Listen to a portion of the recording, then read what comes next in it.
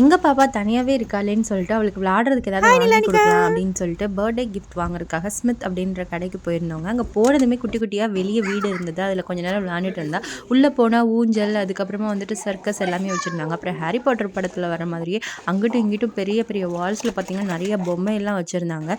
அதுக்கப்புறமா நிறைய பார்பி பொம்மைஸோட கலெக்ஷன்லாம் இருந்தது. எனக்கு ரொம்ப பிடிச்சிருந்தது. அடுத்ததாக குட்டி குட்டி குழந்தைங்களுக்கான பொம்மைலாம் வச்சுருந்தாங்க. எல்லாம் அழகாக முடி வச்சு பலூன்லாம் வச்சுட்டு பார்க்குறதுக்கே செம க்யூட்டாக இருந்தது.